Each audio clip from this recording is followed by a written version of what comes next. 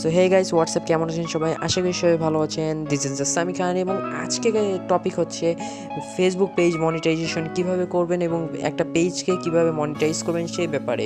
So don't any waste time, let's begin the show.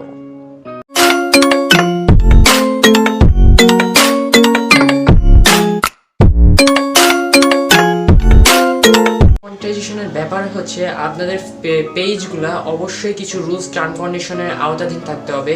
So সেই term কন্ডিশনে যদি আওতাধীন আপনি হয়ে থাকেন সেক্ষেত্রে আপনি ফেসবুকের মনিটাইজেশন প্রোগ্রামটা আপনারা আপিল করতে পারবেন। So first of all monetization appeal করার জন্য আমি কিছু রুলস ডিসক্রিপশন বক্সে দিয়ে দিয়েছি এবং কমেন্ট বক্সে পিন পোস্ট করে দিয়েছি। তাও আমি আপনাদেরকে বলে দিই যে কী কী রুলস আপনাদের থাকতে হবে। সো আমাদের ভিডিওর উপরে একটা স্ক্রিন দেখতে পাচ্ছেন, সেই স্ক্রিনে দেখা হয়েছে আপনাদের পেজটা মাস্ট বি 6 থেকে 1 বছর পুরাতন হতে হবে, তাহলে আপনারা মনিটাইজেশন পেতে পারবেন। বিকজ আপনাদের পেজে যখন আপনারা ক্রিয়েটিভ স্টুডিও নামে একটা সাইট আছে, সেই সাইটে যাওয়ার পরে আপনাদের মনিটাইজেশন এলিজিবিলিটি চেক করার সময় আপনাদের একটা রেড বা গ্রিন মার্ক এরকম একটা শো করবে। সো আমি এটা পেজে ইন্টারফেস আপনাদের দেখাতে পারতেছি। সো আশা করি দেখতে পাচ্ছেন আপনারা। সো সেখানে দেখতে পাচ্ছেন রেড আছে, আর আরেকটা ইন্টারফেস দেখতেছেন সেখানে গ্রিন আছে। সো এটা 6 বা 1 বছরের মধ্যে এই পেজগুলো গ্রিন থেকে রেড, মানে রেড থেকে গ্রিন করে দেওয়া হয়।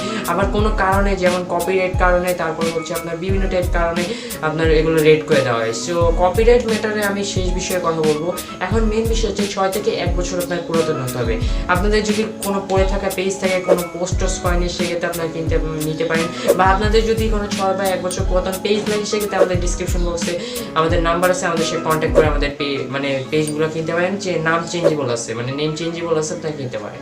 সো নাম্বার 2তে আসতেছে যেটা মোস্ট ইম্পর্টেন্ট থিং, আপনাদের পেজে মাস্ট বি 10,000 ফলোয়ার থাকতে হবে। 10,000 ফলোয়ার, 10,000 লাইক, একটা মেইনটেনেন্স ব্যালেন্স থাকতে হবে। তো 10,000 ফলো, 10,000 লাইক যদি আপনাদের থেকে থাকে, অবশ্যই মনিটাইজেশন এলিজিবিলিটি আপনাদের জন্যই মানে বসে আছে। নাম্বার 3তে যদি আমি কথা বলতে থাকি, মনিটাইজ এলিজিবিলিটি করার জন্য 1,80,000 মিনিটের প্রয়োজন, যেটা আপনারা ফেসবুকে মানে ভিডিও পোস্ট করে সেটা আপনারা পাবেন। বাট এটা অনেক মানুষই বোঝে না যে আমরা কীভাবে মনিটাইজ এলিজিবিলিটি এত হাজার মিনিট কীভাবে আমরা নিয়ে আসবো। সো এই বিষয়ে আপনার ফেসবুক বুস্ট করতে পারেন। প্রতি ভিডিওতে $10, $5, $8 করে বুস্ট করে আপনারা কিন্তু বেশি না 30-40টা ভিডিও আপনি কিন্তু আপনারা 1,80,000 মিনিট কমপ্লিট করতে পারেন। এবং এটার রুলস হচ্ছে 1,80,000 মিনিট 60 দিনে আপনাদের কমপ্লিট করতে হবে। নাম্বার 4-এ আসতেছে সবচেয়ে most of matter thing, 15,000 engagement. আমরা সবাই ফেসবুক এঙ্গেজমেন্ট নিয়ে কথা বলতে থাকি। ফেসবুক এঙ্গেজমেন্ট আমাদের মাত্র 1 মাস টাইম দিচ্ছে 15,000 এঙ্গেজমেন্ট কমপ্লিট করার জন্য। সো 15,000 এঙ্গেজমেন্ট কমপ্লিট করে মনিটাইজ এলিজিবিলিটি আপনার জন্য অলরেডি অ্যাকসেপ্টেবল। সো এই 4টা রুলস যদি আপনার মেয়ে থাকেন, সেক্ষেত্রে আপনার মনিটাইজ এলিজিবিলিটি করতে পারেন। এবং নাম্বার 5-এ যেটা, সেটা অনেক মানুষই করতে পারেন এবং কীভাবে এটা কমপ্লিট করবে এটার জন্য আমি এটা আলাদা পার্ট করবো। সেটা হচ্ছে 1 মিনিটের ভিডিও আপনার 3 সেকেন্ড করে দেখতে হবে। টোটাল হচ্ছে আপনার ভিউস আসতে হবে 1 লক্ষর মতন ভিউস আপনাদের মেবি আসতে হবে, ঠিক আছে? সো এই বিষয়ে আমি একটা নেক্সট পার্ট নিয়ে হাজির হবো, সেই বিষয়ে আমি কথা বলবো। আর এখন কপিরাইট ম্যাটারে চলে আসি। সো নাম্বার 1, কপিরাইট ম্যাটেরিয়ালের জন্য আপনাদের ফেসবুকে যে ভিডিওগুলো আপনারা দেখতে পাচ্ছেন, ফেসবুকের ভিডিও ডিরেক্টলি ফেসবুক থেকে আপনারা ডাউনলোড করে, যেমন স্ন্যাপটিউব, ভিপমেট আমি যেরকম টিউটোরিয়াল দিয়ে থাকি, সো ওভাবে ডাউনলোড করে আপনারা যদি এটা এডিট করে যদি রিআপলোড করেন, সেই ক্ষেত্রে এটা কপিরাইট আসবে। আপনাদের গ্রিন পেজটাকে রেড করে দেবে ডিরেক্টলি। সো তারপরে আপনাদের পেজ মানে ওপেন করে কোনোই বা লাভ নেই। সো এরপরে নাম্বার 2তে আসতেছে ফেসবুক এডিটিং নিয়ে। ভিডিও এডিটিং এখন অনেক একটা কিন্তু মানে কঠিন জিনিস হয়ে গেছে এবং যারা পারে তাদের জন্য সহজ হয়ে গেছে। সো ফেসবুকে যারা মানে ভিডিওগুলো ডাউনলোড করে পারফেক্টলি এডিট করতে পারবে প্রপারলি, তাদের জন্যই কপিরাইট ক্লেম আসবে না। সো এখন আপনারা কীভাবে বুঝবেন যে আমি এডিট পাই না, সো কীভাবে আমি এডিট করবো? সো এই বিষয়ে একটা কন্টেন্ট আমি নিয়ে আসবো, মানে 2টা কন্টেন্ট আপনাদের সামনে আসবে। সো নাম্বার 3তে আসতেছে। নাম্বার 3 হচ্ছে আপনাদের বিভিন্ন টাইপের গান আপনারা ইউজ করে থাকেন, যেমন ইংলিশ গান, বাংলা গান, হিন্দি গান ইত্যাদি ইত্যাদি। সো বিশেষ করে আমাদের দেখতে হবে কি, ফেসবুকে বিভিন্ন পেজে যেতে হবে, যাই দেখতে হবে তারা কোন গানগুলো ইউজ করতেছে।